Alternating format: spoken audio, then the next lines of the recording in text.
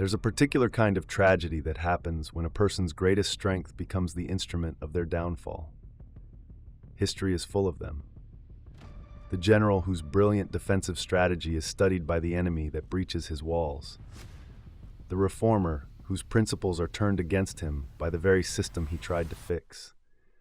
The prophet whose warnings are heard, but only by those who use them to justify exactly what he was trying to prevent.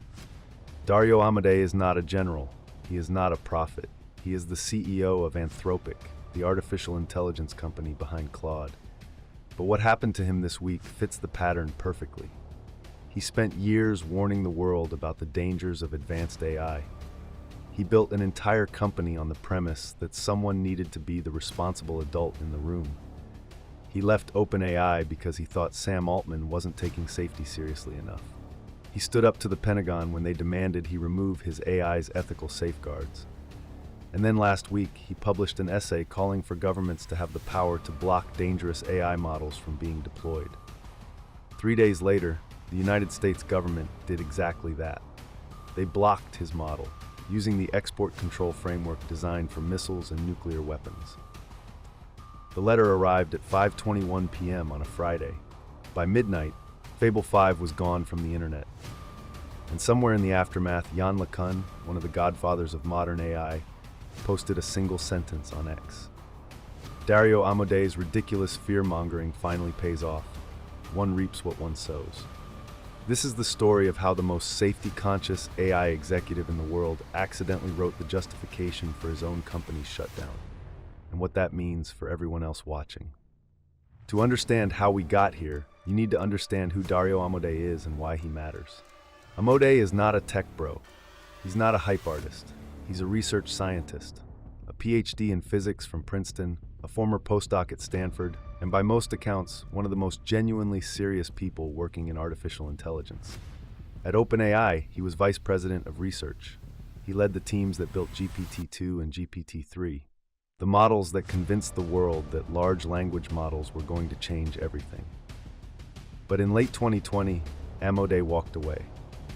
He left OpenAI with his sister Daniela and a group of other researchers who shared a conviction that OpenAI was moving too fast, that safety was treated as an afterthought, that the race to deploy was overwhelming the responsibility to understand what they were deploying.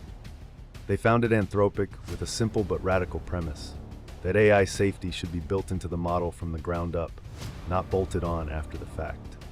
Constitutional AI, interpretability research, red teaming, a commitment to not releasing models that they believed could cause catastrophic harm.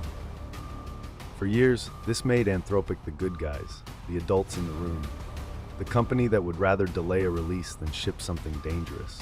And Dario Amodei became the public face of that philosophy. While Sam Altman toured the world promising AGI within years, Amodei testified before Congress about existential risk. While OpenAI signed billion-dollar deals, Anthropic published system cards detailing exactly what their models could and couldn't do. They were the anti-OpenAI, the safety company, the ones who cared. And then came the Pentagon test. In February of this year, the United States Department of Defense came to Anthropic with a demand. They wanted to use Claude, Anthropic's AI assistant, for military purposes. Specifically, they wanted the ability to use it for mass domestic surveillance and for fully autonomous weapons systems. Weapons that could identify targets and launch strikes without a human in the loop. Amodei said no. Not just no, hell no. Anthropic's acceptable use policy explicitly prohibited both of those use cases. The Pentagon pushed back. They wanted the safeguards removed. Amodei refused. The Trump administration responded by ordering every federal agency to stop using Anthropic's products entirely. The Pentagon cut its ties with the company. It was a clean break. Anthropic lost a massive government contract, but Dario Amodei had made his stand. He was the man who told the Pentagon no. His credibility on AI safety was ironclad. Nobody could accuse him of putting profits over principles. That was February. Fast forward 4 months to the second week of June 2026. On Monday, June 9th, Anthropic launched Fable 5, the most powerful publicly available AI model ever built. It was built on Mythos-class architecture, the same underlying technology that powered Mythos 5, the restricted version designed specifically for US government cyber defenders. Fable 5 had safety guardrails. It had been tested. Anthropic believed it was safe for general use. On Tuesday, June 10th, Dario Amodei published an essay. The essay called for mandatory third-party testing of frontier AI models before deployment, similar to how the FAA certifies aircraft before they can carry passengers.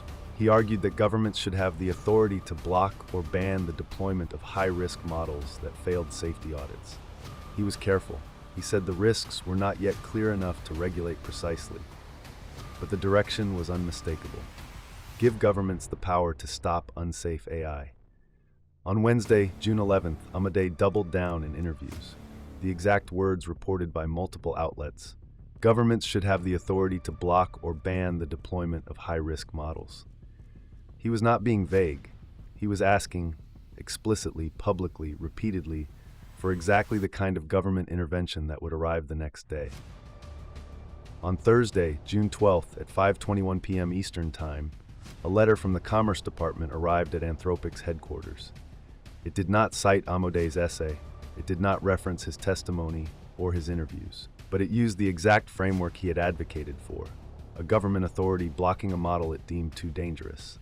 The specific legal mechanism was export controls, the same regulations used for missiles, nuclear materials, and advanced weapons systems. The directive: suspend all access to Fable 5 and Mythos 5 for any foreign national, anywhere in the world, including Anthropic's own employees. The model went dark, globally, for everyone. Here is where the tragedy crystallizes. Amodei did not cause the shutdown.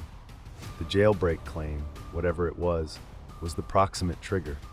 The Commerce Department would have acted with or without his essay. But Amodei had spent years building the intellectual framework that made the shutdown legible. He was the one who told Congress that AI could be an existential threat. He was the one who warned that models could be jailbroken to produce dangerous outputs. He was the one who argued that governments needed blocking authority. He wasn't the person who pulled the trigger, but he was the person who spent years explaining exactly where to aim. The reaction from the AI industry was swift and brutal.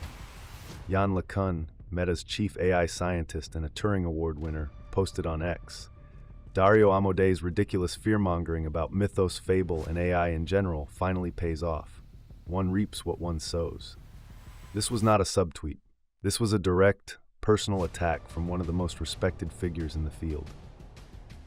LeCun has long represented the opposite pole of the AI debate. Where Amodei sees existential risk, LeCun sees overblown hype. Where Amodei calls for regulation, LeCun calls for open development. Their feud is not personal, it's philosophical. It's about whether the greatest danger in AI comes from the technology itself or from the people who try to control it. And on June 13th, LeCun's position looked prescient, because the people who tried to control it, starting with Amodei, had just lost control of the narrative entirely. The government had taken his warnings more seriously than he ever imagined they would. He asked for a scalpel. They used a sledgehammer. But there's another layer to this story that most coverage has missed.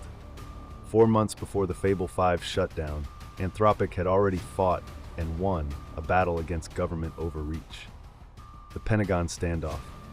Amodei had proven he was willing to lose money, lose contracts, lose political favor to protect his principles. That standoff gave him moral authority. It proved he wasn't just talking about safety, he was willing to pay for it. Which makes the Fable 5 shutdown hit differently. This time, he didn't get to choose. The government didn't negotiate. They didn't ask him to remove safeguards. They didn't give him the option of saying no. They just shut it down. The man who had proven he could say no to the Pentagon discovered that when the government decides to act, consent is not required. What does this mean for everyone else? For the other AI CEOs watching from the sidelines? The lesson is perverse, and it is inescapable.